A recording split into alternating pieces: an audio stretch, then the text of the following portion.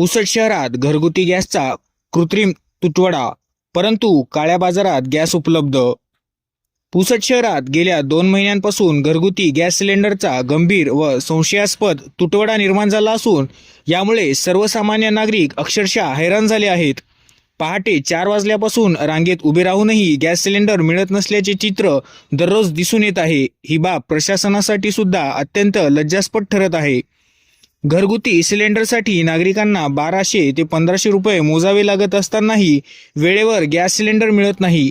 मात्र आश्चर्याची बाब म्हणजे व्यावसायिकांना नियमितपणे गॅस सिलेंडर उपलब्ध होत आहेत. त्यामुळे हा तुटवडा नैसर्गिक नसून कृत्रिम तर नाही ना, असा प्रश्न उपस्थित केला जात आहे. हा प्रश्न फक्त पुसद शहरापुरताच मर्यादित असून इतर तालुक्यात अशी परिस्थिती नसल्याने गॅस एजन्सी, वितरण यंत्रणा व संबंधित अधिकाऱ्यांच्या भूमिकेवर गंभीर संशय निर्माण झाला आहे. घरगुती ग्राहकांना डावलून व्यावसायिकांना प्राधान्य दिले जात आहे का, असा सुद्धा प्रश्न आता निर्माण होत आहे. तसेच काळ्या बाजारात मात्र गॅस सिलेंडर उपलब्ध असल्याचे चित्र दिसत आहे. त्यामुळे या गॅस सिलेंडरचा काळा बाजार सुरू असून याची सखोल चौकशी होणे अत्यावश्यक आहे. संबंधित गॅस एजन्सी व प्रशासनाकडे वारंवार तक्रारी करूनही ठोस कारवाई किंवा स्पष्ट उत्तर मिळत नसल्याने नागरिकांचा संयम सुटण्याच्या मार्गावर आहे.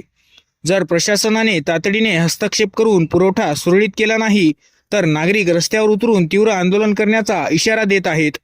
त्यामुळे प्रशासनाने या काळ्या बाजारीकडे गांभीर्याने पाहून तात्काळ चौकशी आणि दोषींवर कारवाई करून पुरवठा सुरळीत न केल्यास प्रशासनाची जबाबदारी ठरवली जाईल, असा थेट इशारा नागरिकांकडून दिला जात आहे.